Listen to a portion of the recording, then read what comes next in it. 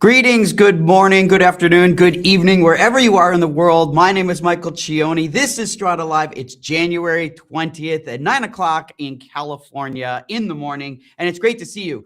I am really excited about today. One, it's a new year. Two, we've got a really special guest. Three, we've got some new features to demonstrate. And number four, I am going to show a big feature development sneak peek. It is really significant. I mean, it's the best thing I've ever worked on. It's the best thing I've ever done.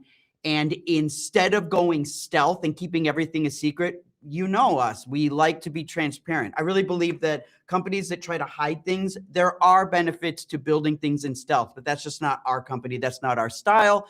And I don't think that's the best way to build technology companies going forward. And so that's not a judgment call on other companies. It's about the way Strada likes to connect with you and show what we're working on so we can get your feedback as we are building it. The product that we have today is so largely influenced by our users. I love that.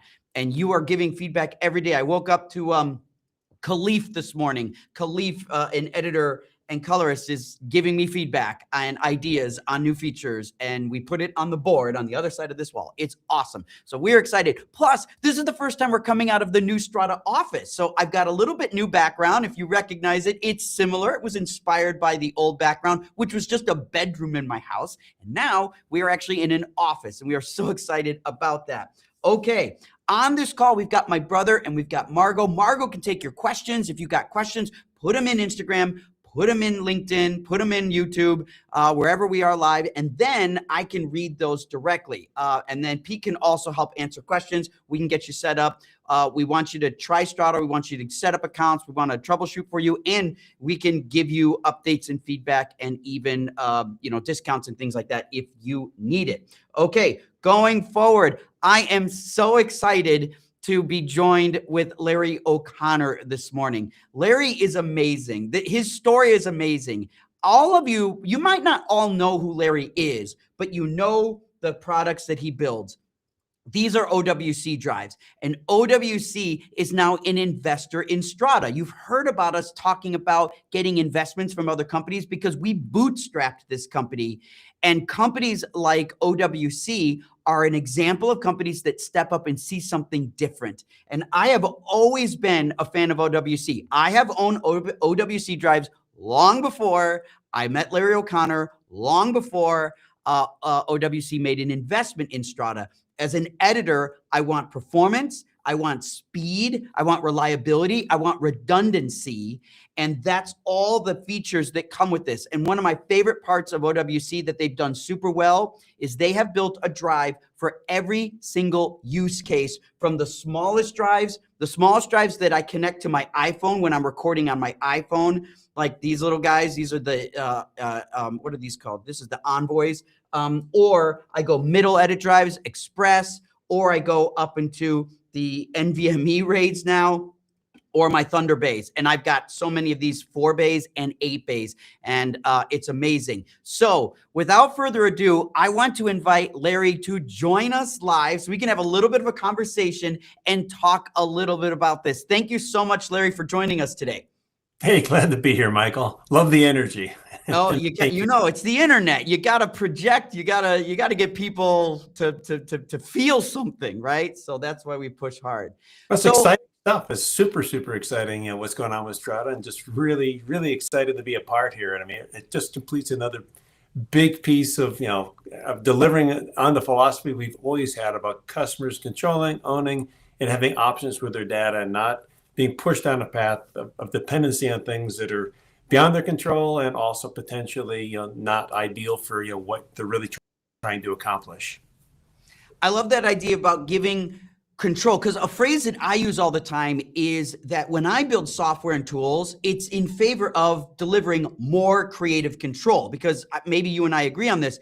We build these tools and widgets and apps for people, but it's in service of them to make something. So I'm always in favor of creator control. That's like the objective of good tools for creative people. Are we aligned on that? Is that what you were sort of saying with your approach too?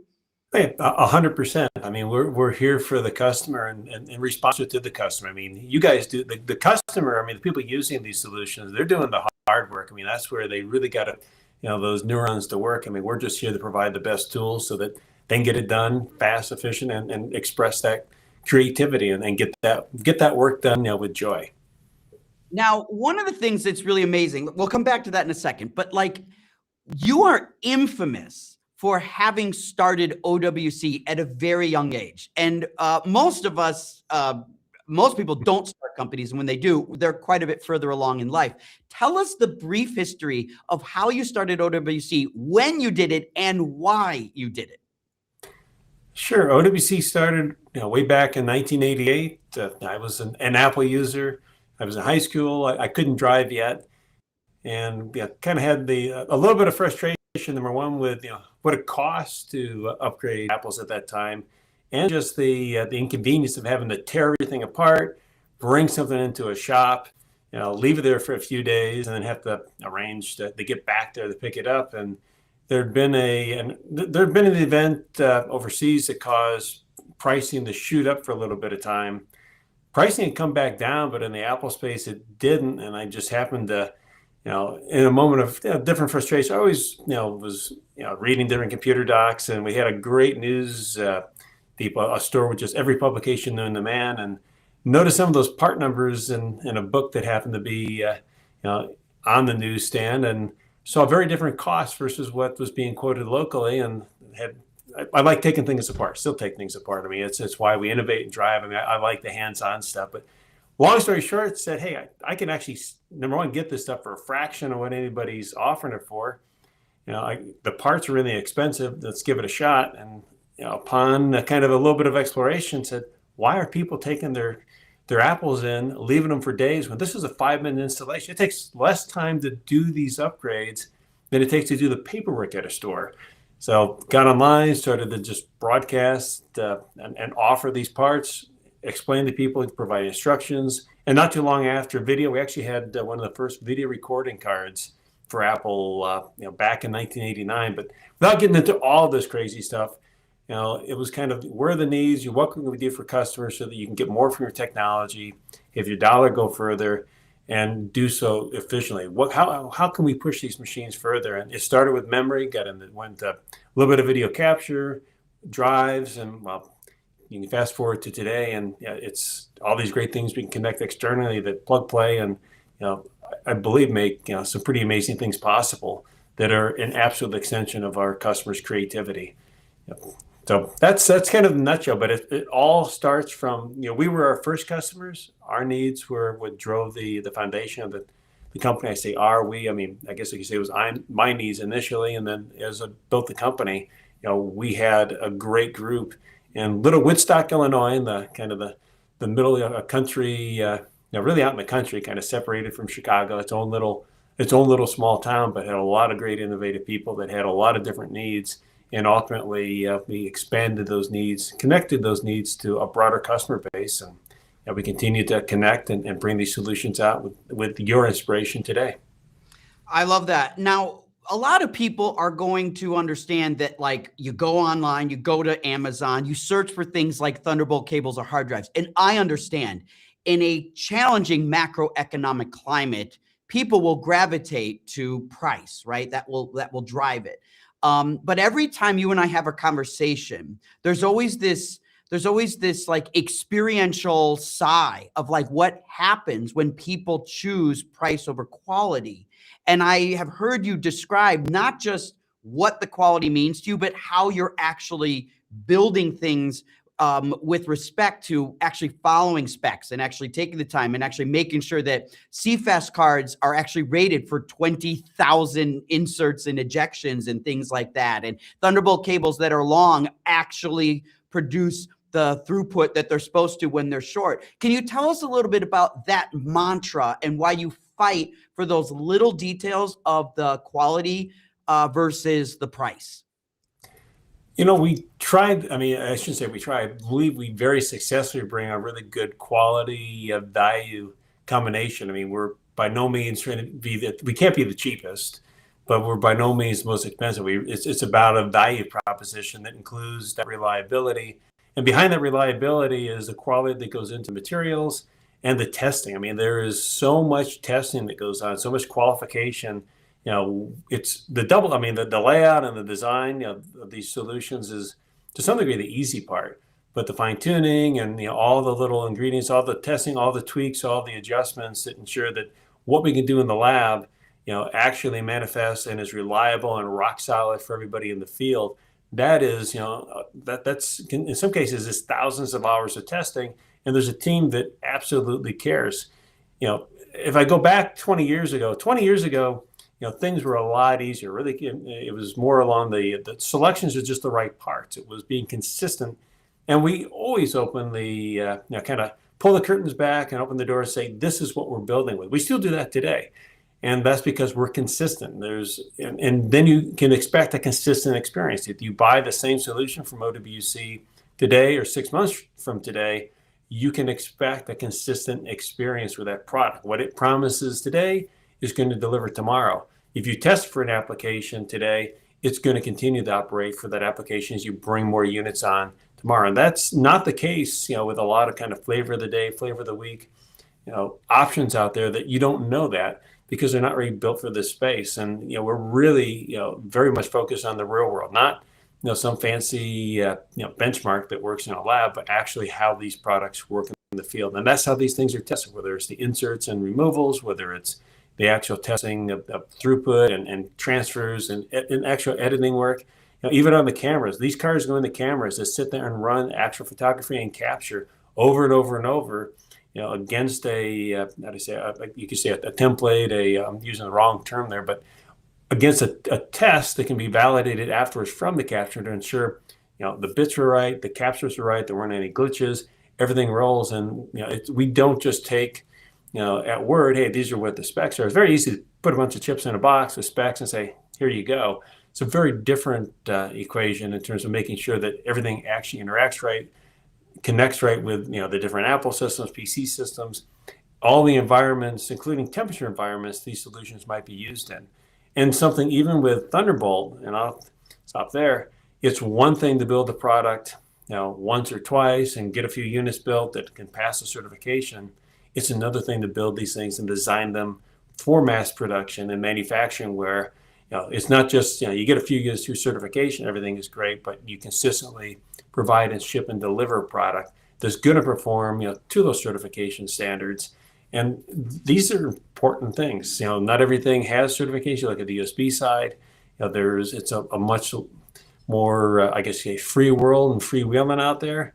If we put a product, if we put OWC on a USB product, it's because it's been certified, for the applications that you need, that we stand behind, and it's going to work. So we know what's going on with this stuff. I mean, whether you're a home user with personal libraries capture, maybe you're doing stuff for your high school, your baseball team, your soccer team, whatever it might be, football, your personal families, your family photography, all the way up to video production that's going to be on the mainstream or at a sphere in some city.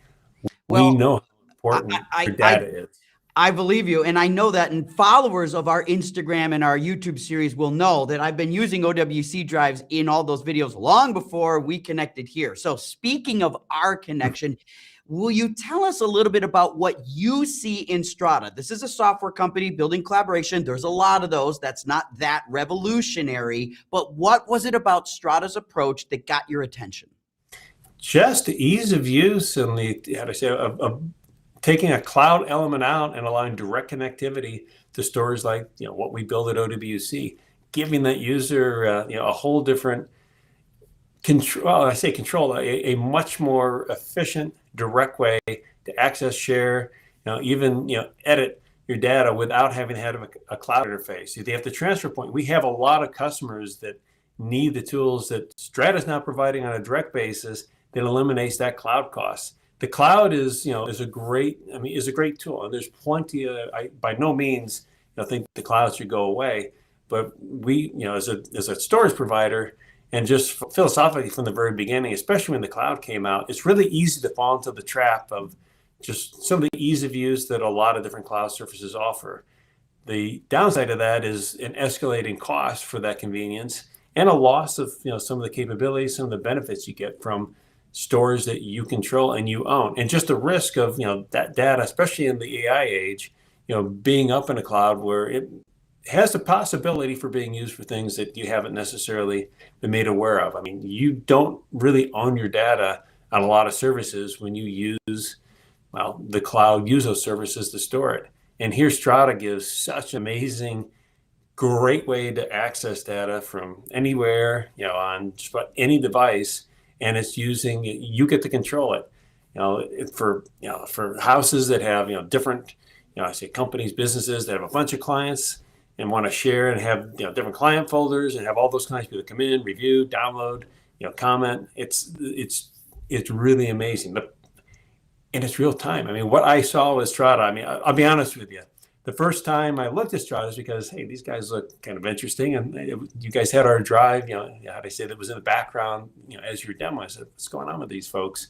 And then learned a lot more. And I said, wow, this is the direction, that we really need. I mean, it's going to, all of us, and that's even with OWC. I mean, we don't want you to buy more than you need, other than, buy what you need when you need it to deploy. And taking a big, cloud cost out of the equation, leaves you a lot more budget for your creative endeavors that may or may not mean more hardware from us, or there's maybe different software to support, or it just frees you up, lets you have a lot less stress with budget because you got more to put to other areas that have nothing to do with this build process. We want everybody to be able to create, everybody to be able to have that, have the flexibility, just have the the free reign to do more.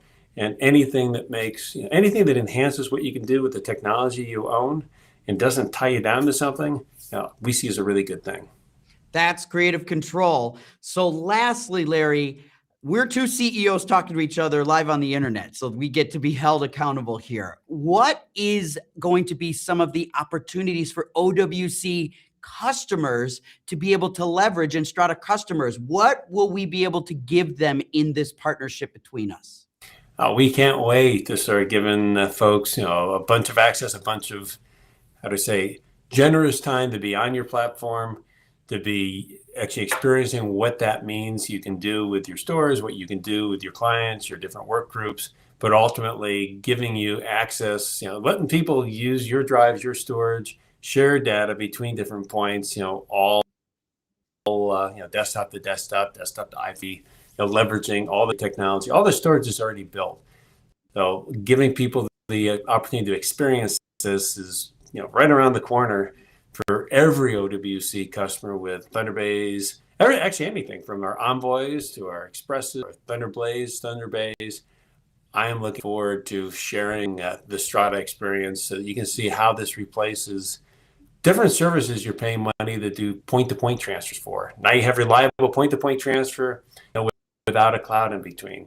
The commenting, to be able to review videos, review photography, even edit, pretty soon, I think, proxies, within an application remote from a drive that's sitting, someplace else in the country, or even the world, just unlocking, what you can do locally, anywhere in the world, and without that big cloud cost. And you're talking, I mean, it just, depending upon what your workflows are, I mean, this is something that could be, well, we will let you try for free, and then a cost that's not more than a few cups of coffee a month, can replace literally thousands of dollars of cloud costs and give you a better experience at the same time.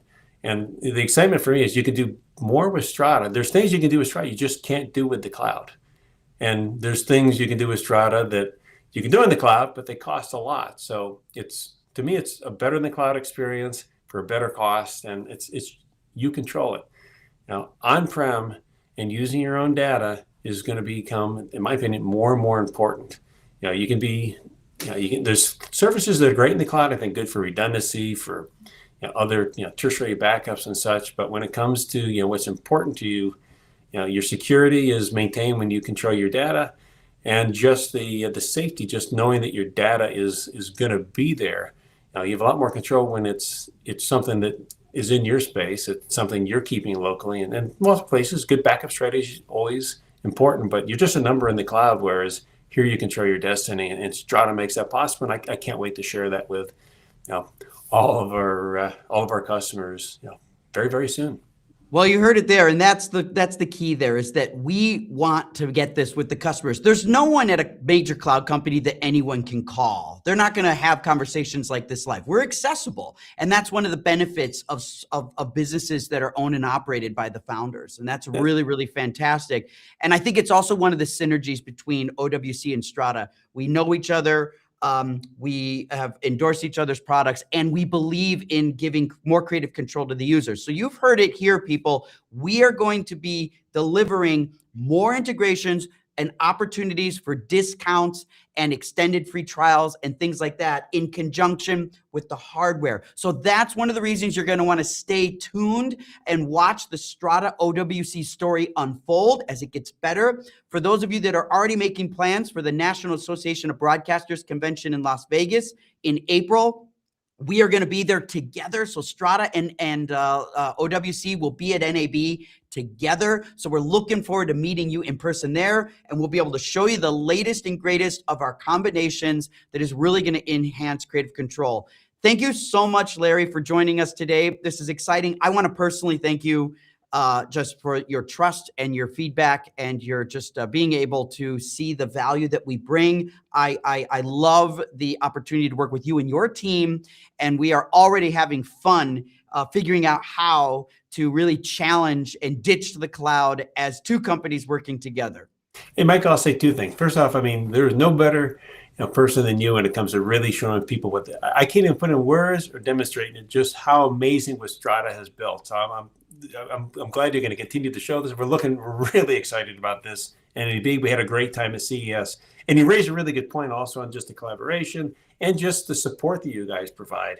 I said earlier, you're a number in a lot of places. And this is something, to me, it's just common sense that there should be good support. I mean, OWC is built on customer support, customer interface, being able to talk to real people and get real help. And these folks, Michael needed the entire team, same philosophy, same deal. I mean, they care about the problem. We take it personal. We want our solutions to be the very best that they can. We want to understand everything about what you're doing so that we are always evolving and bringing out the features, the solutions that ultimately you need to continue to evolve and do more. And being able to talk to a founder, actually have a live chat with these folks, and they're available. I mean, they're always available. I mean, they care, they're there, and it's going to make Strada, this platform,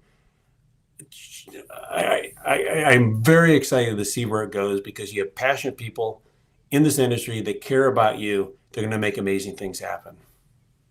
Thanks, Larry. I appreciate you. Appreciate your team. We'll be in touch. Everybody else should keep staying. We're going to stay on and keep going, and stay tuned for what the updates are for OWC hardware and Strada combinations. Thanks again, Larry. Appreciate you. Pleasure. Have a good one. Now, Digital Den on YouTube actually just made a really good comment. So we heard Larry's thoughts about the benefits of the cloud and the downsides of the cloud. And a lot of it, he kind of postured himself around the controlling of your data, knowing what your data, you may not own it. But Digital Den on YouTube also says the cloud's not built for video editing. He's right. It's actually built for streaming platforms via CDNs. And that is actually what the cloud's for. So that's why it's great for YouTube, great for Netflix, great even for banking and buying cars and things like that. But when it talks about video, not really. And I'll add another one, Digital Den. You mentioned that the egress is way too expensive, and that's a huge problem for video editing. But here's another thing. Clouds don't debayer RAW files. So if you actually shoot a RAW file, remember, this camera here is capable of shooting ProRes RAW. You can't play ProRes RAW in Chrome or Firefox or Safari off of a cloud. It doesn't work. It can't debayer. Can't decode that. So it means you can only put proxy files in the cloud, because if you put raw files there, either it's too expensive, your internet's too slow, but if for some reason you have great internet and you're rich, you still can't play it back. So the cloud has all these limits. But if I put a raw file on one of these drives, I can play it back. I can store it at 40 to 60 times less price per gigabyte, and I'm going to be able to debayer it. So Digital Den, stay on this call, because I'm going to show you something crazy in a few minutes. I am going to show the preview of the next version of Strada And this is the first time we're going to show it publicly. I am so excited. But before we get that, you heard that Larry at OWC made an investment in Strada. And so we are basically doing something very different, which is we are allowing for investment opportunities. So if you are interested, we have people that are users, and they're customers, but we also have people that are investors. So some of our users are investors in Strada, and we make that possible. So if you're interested, on the slide here, you can go to invest@strada.tech. If you are interested in considering an investment in Strada, feel free to email that email address, and we will get back to you with some options. And we literally have well over 100 customers have transitioned from customer to investor. And so we want to talk to you about that. If you're interested, you get to see our roadmap and you can believe in us. We are accessible. We are showing it. And what I'm about to show you in a few minutes is going to blow your mind. Now, I'm going to start with 3 product updates that are in the product today. These are all new product updates that came out over the last 30 days. So if we haven't spoken or you haven't checked in the last month, these 3 things are awesome, and they're new, and they're in the product right now, which is awesome. So the first one is creating folders. This might sound trivial. It is huge because I have the ability to create folders. So I'm going to try something really crazy here. So I am going to go to my Strada account here. And if you look here, this is an opportunity. So I'm going to ask, hey, Pete, if you're listening, or Margo or Shannon, I want you to go to that M2 MacBook Pro, and I want you to actually add the desktop into the agent. Could you go over there and add the desktop to that agent? That would be really, really great. And so I can share that. So I want to show you the value of creating folders. When you're doing transfers, you're going to need to be able to make new folders when you transfer files. And so, for example, if I am in Colorado and I click on a folder here, and if I want to go to these social media files, okay, so here's some social media files. This is going to be really fast, but I'm going to hit transfer. If I wanted to put that on my desktop, remember, these files are in Colorado. I am going to transfer them to my desktop. Maybe I want to create a folder and call that for social media. If I do that, I can hit create and transfer there. And look what happens. If I go to my desktop, there's the folder. It created this folder. So I just generated a folder, and now all those files are transferred inside that folder. So what happened before is Strada literally had to have a folder to transfer, but now you can create folders on other computers. So I just made one on my computer, which is pretty cool because I transferred a file to my computer, but that's not as important or not as cool as creating a folder on someone else's computer or some other drive. Could be a small drive, could be a big drive, could be a NAS, could be a SAN, could be a SMB. It doesn't matter. It could be a VFS, a virtual file system. So if I go here, let's see if Margo can give me, she just needs to add the desktop in that MacBook Pro. Maybe she'll be able to do that in the agent. Pete, if you're listening, maybe you could help her out. I'd love to see that because I could use that. If not, I'll move on to the next thing. I'll give her just like one more second. So this is the opportunity here to be able to create folders remotely. And it's a really, really awesome way of doing it. So maybe she's having some trouble with that. So I'm going to move on from that. So what's up, Shannon? No, it's in prod. It should just be in prod. It shouldn't be. It looks like it's offline now. It doesn't need to be offline. Okay, I'm going to move on. So that's the first thing, is being able to make folders. It's really awesome. It's really cool, and it's really powerful. So you can generate that in 2 ways. You can literally create a folder directly on a drive wherever you're connected to, or when you hit the transfer button, you can create a folder on the destination. So there are 2 places you can create these folders, which is a really great way to be able to do that. Last try, Margot. Nope. Okay. So now we'll move on to the second product update, which is the jobs panel. So the jobs panel is really awesome because now we've made a major update to the jobs panel. So if I go into Strada, what happens is I'm going to go to Colorado here, and I'm going to grab a bunch of files. So I need to have a bunch to be transferring. So I'm going to grab all these assets right here. So if I want all these assets, let's use a combination here. I'm going to grab these assets. I'm going to hit transfer. Then I'm going to go to my desktop and I'm going to create a new folder. So we'll use that technology again. So we'll make a new folder and we'll call this transfer test. And when I hit create and I hit transfer here, watch what happens in the jobs panel. Now in the jobs panel, I'm able to get a new job in action, but I can click it. And when I click it, it will show us the progress of every individual asset. So even if you do a job transfer, even clicking on folders with folders within folders within folders, it will show the progress of every individual asset. So I can see this first one here is 600 megabytes. I'm transferring this file. The overall job is 12% complete. There's 2 minutes and 55 seconds left for the overall job, but it's going to show me now the first job is actually done and it's moving to the second job. So it's going through a queue of transfers. I can see the progress. I can see the time it started, 9:31. I can see who it started by. I can even see where it started and where it's going. So it's going from Colorado Mac Mini to my laptop.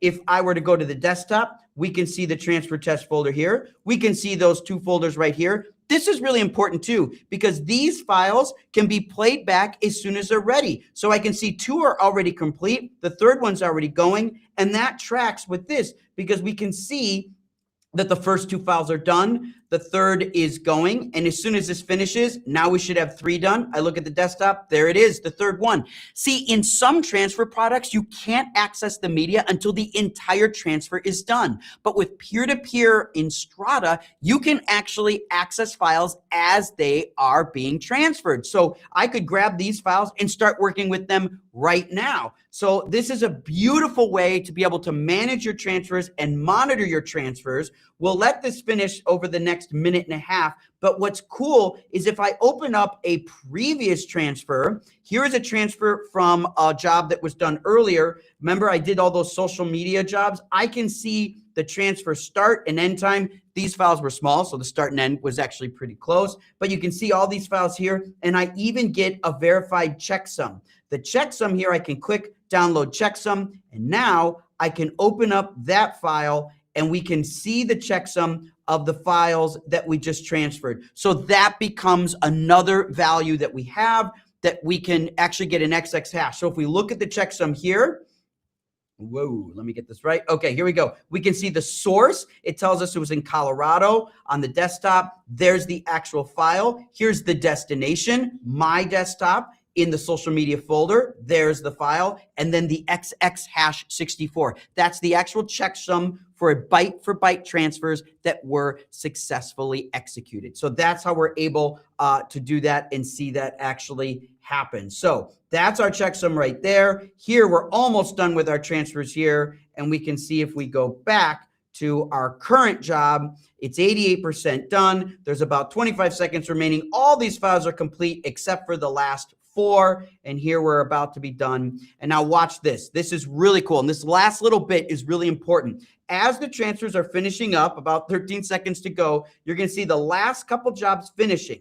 So we'll let this finish. It's on the last transfer, 90 megabytes, and there it's done. Now, if you look closely, it says completed just now. Right now, it's doing the checksum. So the transfer is done, and then the transfer is done, and then the verified pops up. Now we can download the checksum, and we can see that. These checksums will take time based on how big the transfer is and how many assets.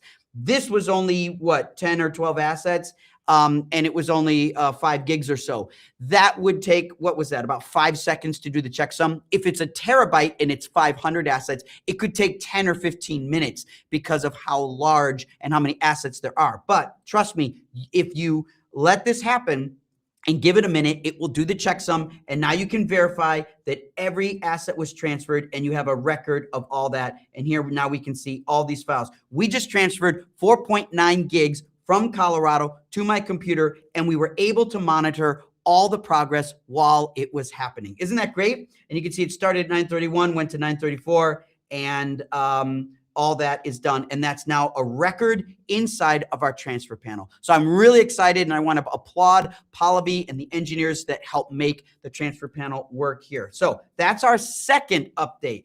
Our third update is the new agent is now released, and there's a couple new features. Now, that first thing is really important. You have to update your agents. Most of the agents update now, but if we go to the agent, let me just switch here and click here. This is the agent dashboard. You should have seen this before. You need to update your agent. To do that, we now have a gear menu, a settings menu. And if you click that settings menu, you can hit check for updates, and it will, in my case, it says your agent is up to date. It's fine.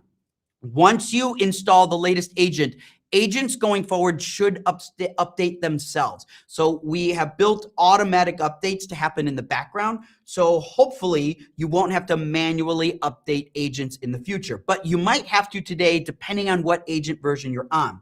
So inside this settings here, we have a couple other features that are really great. First, start automatically. It should default. That means if your computer reboots, it will restart the agent. Second, update automatically. You want to turn that on to make sure that agents in the future automatically update. And if for some reason you didn't, you could turn that off. And then third, keep awake. Keep awake is a way to allow the computer to be awake for network access. So if your laptop goes to sleep, the screensaver, the computer cycles down, or drives cycle down, that's all okay. Keep awake will allow a remote person that needs to access a drive to wake up the network access so they can do transfers, even if your screen is asleep or the screensaver's on. So I recommend that if you're accessing computers and you're not by them. This is a great way to actually work. And then the other button here, bandwidth limiting. Check this out. If you click bandwidth limiting, we actually have a network speed detector. So you can actually run a speed test within Strada and see what your performance is on upload and download. So that's really nice. You can see I have 700 up, 800 down. 700 down, 800 up, pretty good. And then you also have the ability to throttle the bandwidth. So if I knew I only wanted to have 50% of my bandwidth available, I can govern how much bandwidth I want to dedicate to upload and download. I usually use mine in the 90s, but you're able to do that, or you could type in an exact bit rate. So if I said, I really just want to transfer 300 megabits per second, that's what I want to set the bandwidth at. You can type in a bandwidth, and now you have the network speed test to help you decide how much bandwidth you want to allocate to Strada. So those are options that you can do. So these are all new features in the agent dashboard. Plus, one of the things that you can see is you can click in and it will take you to the application. Also, if you need to restart your agent, there's a restart button right there. So it becomes really easy to do that. So I just restarted my agent and now everything's back and it'll start really fast. So these are all options that you can do. So these are very cool features that we've just released. They're all available today. Update your agent. Try making a folder. Margot says making a folder is available in this now. And yeah, for some reason, I don't have it. So I don't know, maybe you didn't invite me to the desktop. You have to invite me to the desktop too in order for me to have that. So, but this is really, these are really great features in the product. And I just want to say, try these out right now. Folders, jobs panel, and the agents. Now, I want to show you a new product tease going forward. Now, normally, people are not going to want to show what I'm about to show until the product's further along. But I'm showing you a sneak peek because we love to build in public and we want your feedback. So this is early stuff, but this is nuts. This is nuts. It's early, but it's still nuts. So check this out. We are starting our path of building virtual file editing. And maybe we need a better name. So we're open to your feedback on the name, but it's virtual file editing. It uses a virtual file system to allow you to remote edit, maybe virtual remote editing, VRE, or virtual file editing, VFE, or virtual file system, VFS. I don't know what to call it yet. We don't really know. So you could give some feedbacks, but you need to see how it works. And now you're going to see something really awesome. So what I'm going to do is I'm going to go to my desktop and I'm just going to clean this up here.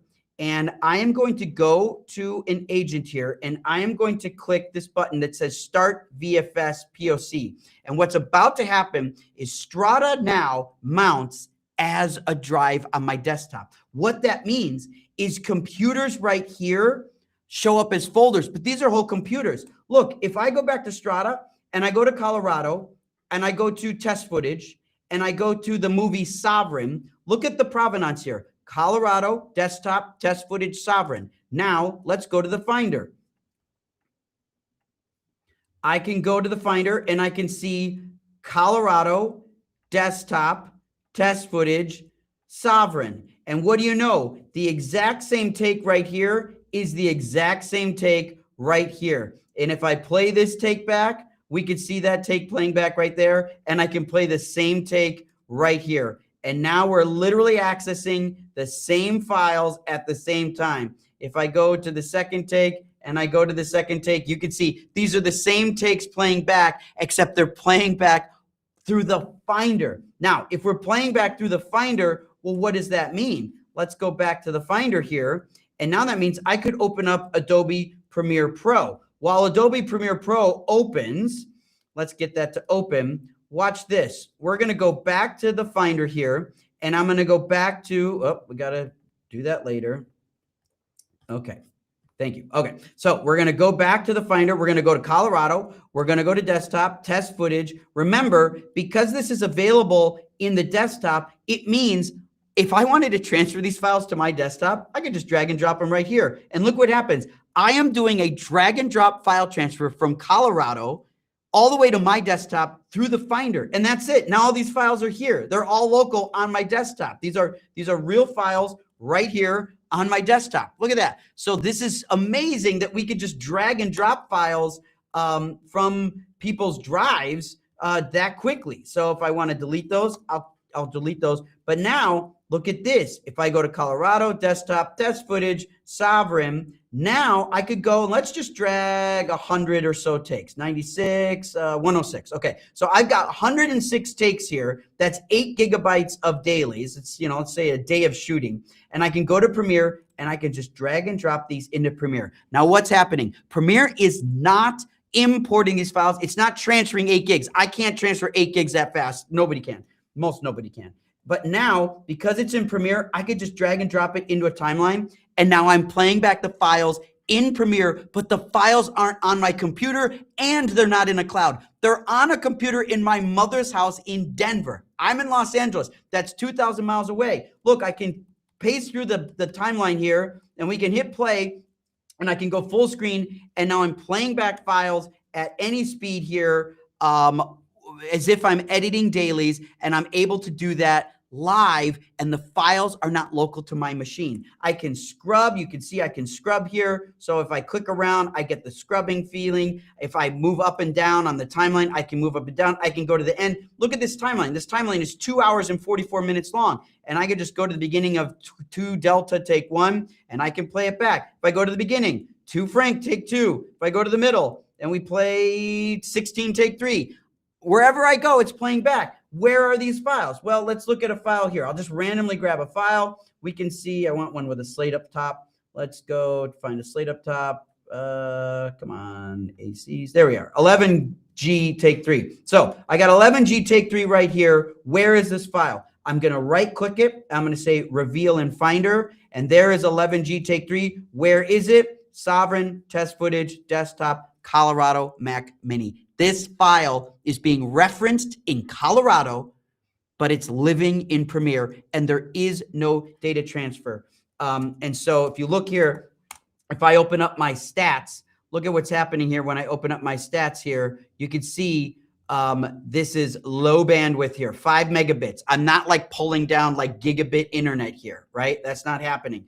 What's happening is Premiere is making caches of things like thumbnails and waveforms, which it does no matter what. But unlike the drives being local to Premiere, this drive is actually in Colorado. Now, because I can do that, check this out. I can go to a completely different computer. So if I go to my brother's computer, he's got a folder where he's made some B-roll, and I can grab this B-roll. Oh, look at this one. This one is going to be, I think it's going to be really long here.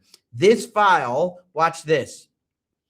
This file is an hour-long file, and now I'm playing this off my brother's computer. I'm just going to kill the sound for now. I'm playing this file off my brother's computer, mixed in a timeline with footage from Colorado. So I've got Colorado footage, and then I can skip in the timeline, and I just loaded an hour-long video of a product launch that we did at Strada a couple years ago. And so this is the entire conversation and presentation of that in 4K, playing off my brother's laptop, and it's not affecting his laptop. Sometimes people say, isn't this like jump or parsec? No, we're not screen sharing here. It's my computer, but the media is remote and it's virtualized. It's virtual editing, right? It's not screen sharing and it's not file transfer.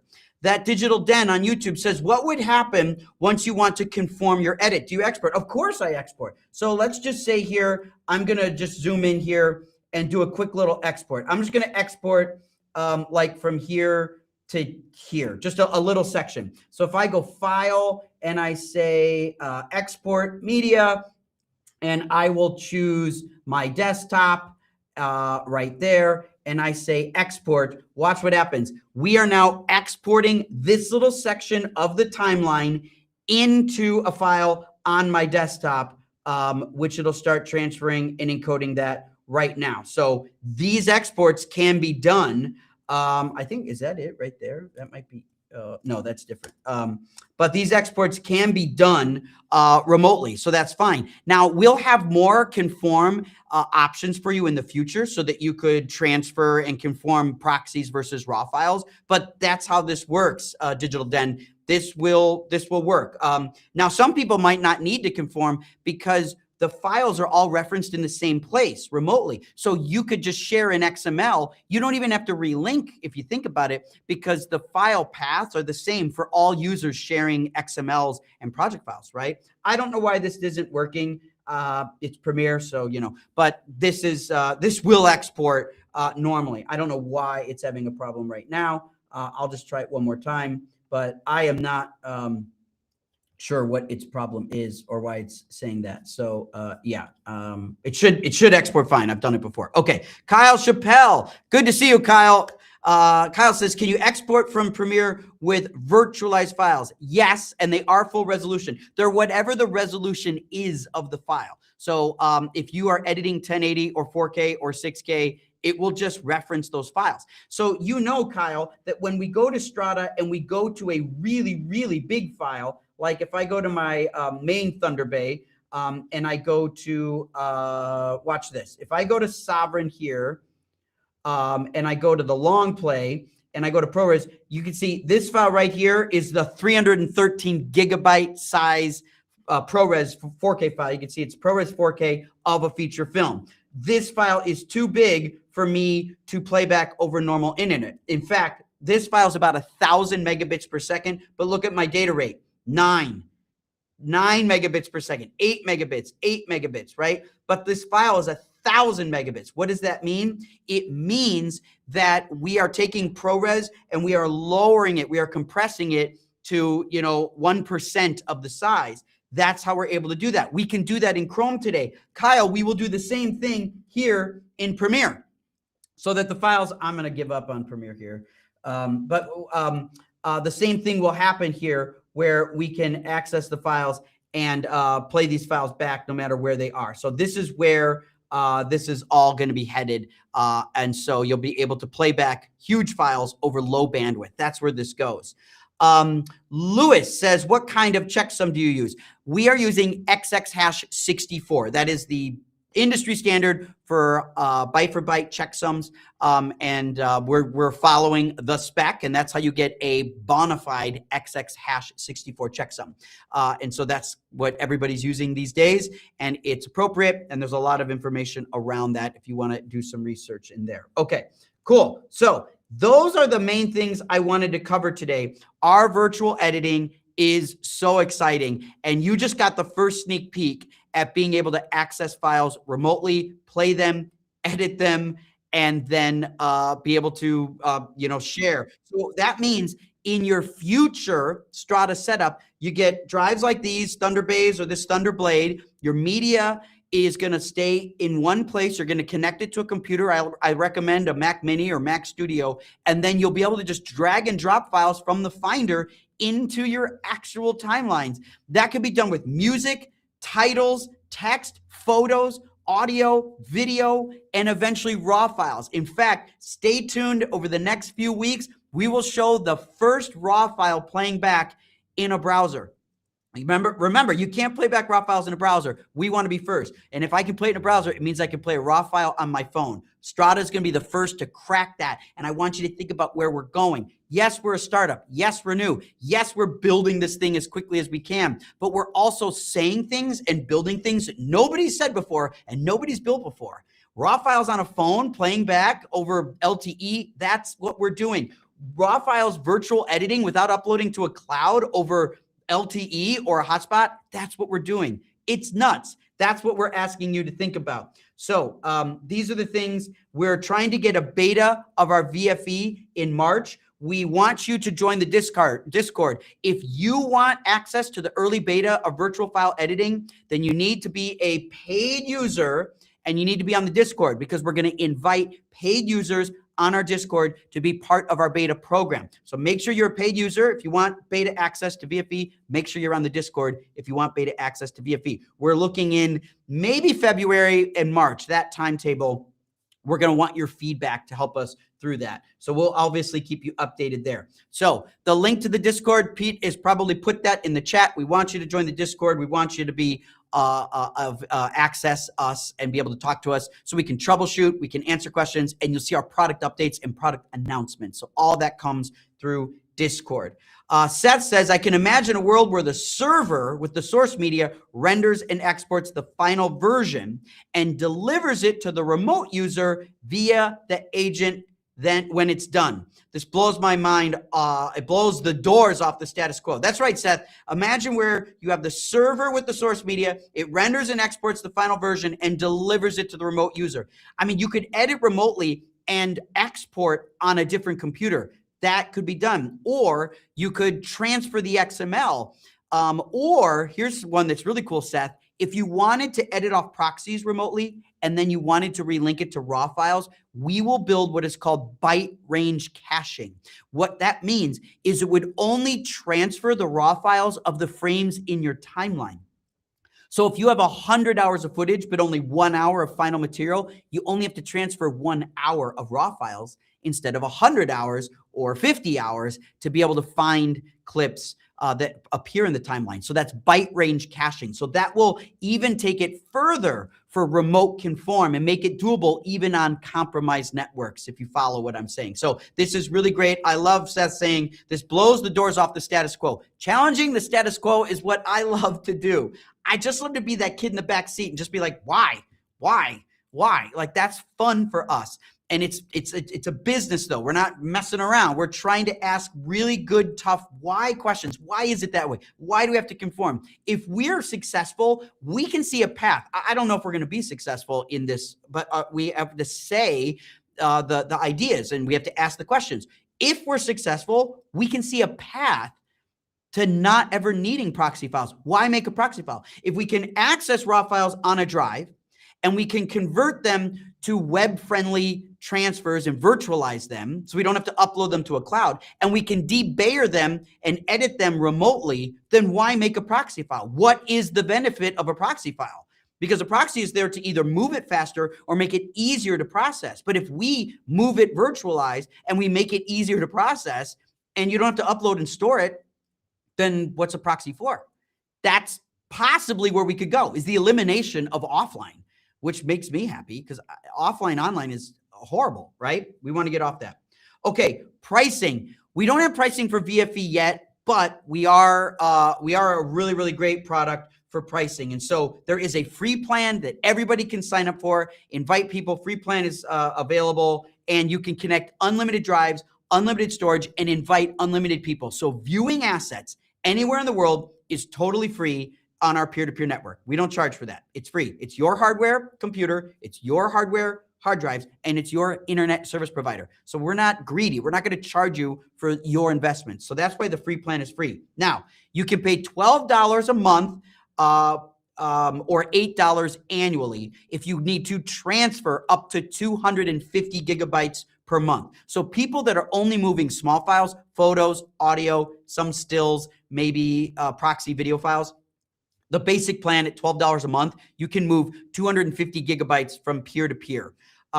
If you're moving more than 250 gigabytes, then you would go up to the unlimited plan where you can move 250 terabytes. Who cares? There's no limit. It's still your hardware, your internet service provider, your computer. So that's $30 per month or $24 per year. But these prices are going to go up, folks. I promise you. These prices are going to start creeping up as we release more and more of these features. When virtual file editing comes out, the prices are going to start to go up. So if you're interested in Strada, you need to get grandfathered into the better pricing today. We want to reward our early adopters. So it's important to us, if you're an early adopter, you get to take advantage of lower pricing, but the prices are going to go up. We're going to add commenting. You heard Larry earlier today talk about commenting. We're adding messaging. We have a license server coming out. I can't wait to show you license server. It's coming out real soon. There's a big update right around the corner for license server. It's going to be great for teams. You're going to love it. And then we've got the virtual file editing that you just saw, which is super awesome.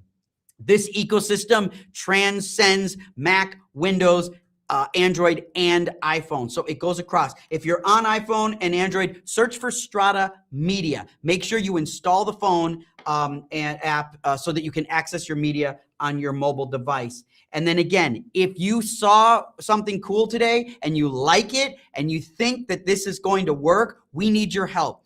Be more than just a customer. Don't just be a user. Be an investor in this. And there is no number that we don't accept. It is so awesome for you to invest in this business, to become someone who owns a part of it. And it's awesome for us to be able to listen to so many great investors that are also users of the product. That makes us so excited. It's a great synergistic approach. And it's exactly why people like Larry O'Connor and OWC see that Strada is different. We are running this business differently, and we really want to invite you to take a chance on us. So with that said, if you need to schedule a one-on-one demo, Pete will put in the chat here. You can put time on our calendar, or your clients, your friends, or someone, give us a referral. There's someone in your life that needs Strada or would be curious enough. There's no obligation. We have a free plan. I'm giving you email addresses and opportunities on my calendar. Invite them. Send this calendar invite and say, you should check out this Strada thing. I think it could really help your workflow. Send an invite to someone else, because we love referrals and we love to sit down one-on-one and onboard people. We do it every day, and we love onboarding people for their first time and help them experience a whole new world of peer-to-peer. So with that, I want to thank you. It's awesome to be back in 2026 with Strada Live. We are thrilled to be here. Thank you, Larry, for joining us today. Thank you, everyone who's invested in us and all of our beta users and our early users. We are here for you. For the rest of you, I hope you become users soon. I hope you ask questions and you check us out across our social media. Until then, I will see you on Discord. Have a great week, everyone. Bye-bye.